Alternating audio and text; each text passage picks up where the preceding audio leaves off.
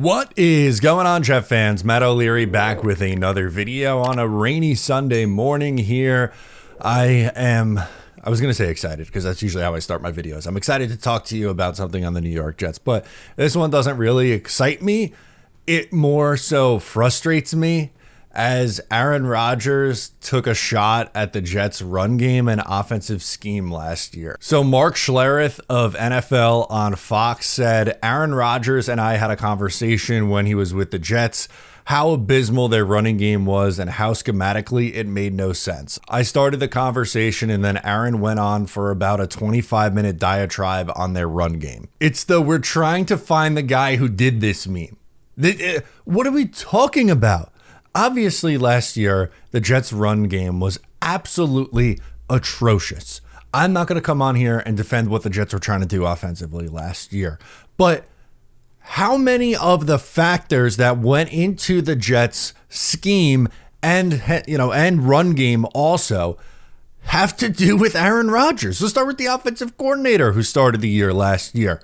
Was Nathaniel Hackett here because he was coaching to where the NFL is going, or was he here because Aaron Rodgers, like Nathaniel Hackett, they had a good relationship in Green Bay, and the Jets thought when they hired him in 2023 that it would make their chances of acquiring Aaron Rodgers that much greater? Which is it, right? Like, I think we all know here why Nathaniel Hackett was with the Jets the previous 2 years. Did we just dream the last 2 years? Was Aaron not heavily influencing the play calling? Did he not have the ability to change the play at the line of scrimmage? Was that not the reason why they had a million delay of games penalties? Because Aaron Rodgers was going to the line of scrimmage and diagnosing the defense and trying to call plays at the line of scrimmage. Did we forget that?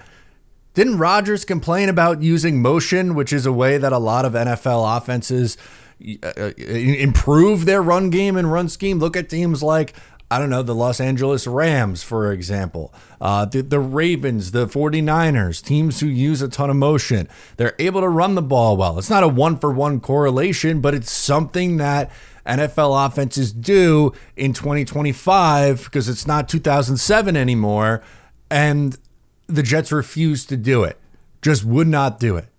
They had the fewest rushing attempts in the league last year by 17 carries. The next closest team was the Raiders, who had 17 more carries. That's almost a game's worth of carries more than what the Jets had through 17 games.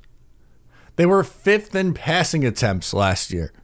Do you think Robert Saleh, when he was here, or Jeff Ulbrich, when he was the interim head coach, like that was their plan? Two defensive-minded coaches. Do you think they said, you know what, we're going to air it out. We're not going to actually try to play good defense, run the ball, and manage the game? Every defensive coach almost ever has that style. Think about Todd Bowles, Rex Ryan. Look around the league. Usually it's, hey, look at the 2023 New York Jets. It was, we're going to play good defense in 2022 also. We're going to try to run the ball, and we're going to do just enough to win games.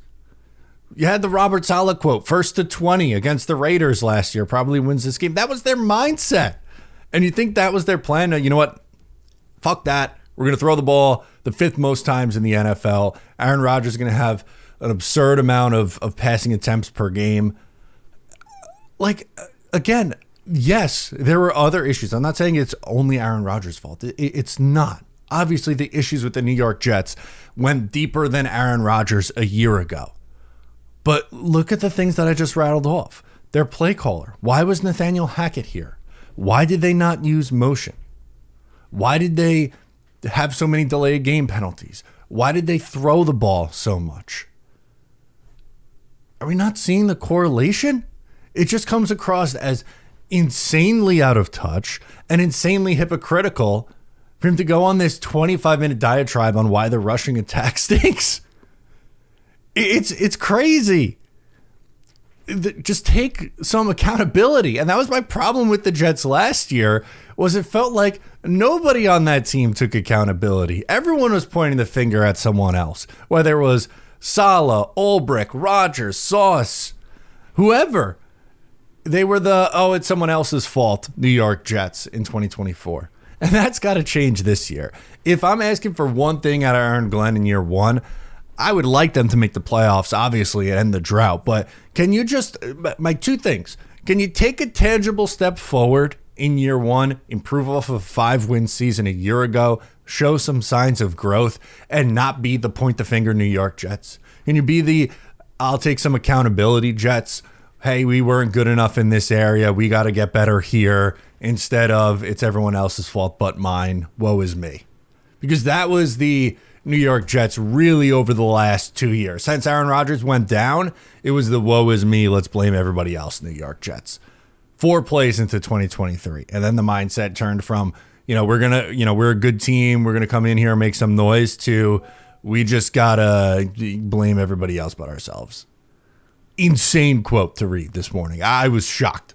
So I had to come on here, do a quick couple minutes on this conversation. Let me know in the comments what you think about Aaron Rodgers' comments and 25 minutes of blasting the New York Jets run game from a year ago. I'm Matt O'Leary. Subscribe if you're new, and I'll catch you next time.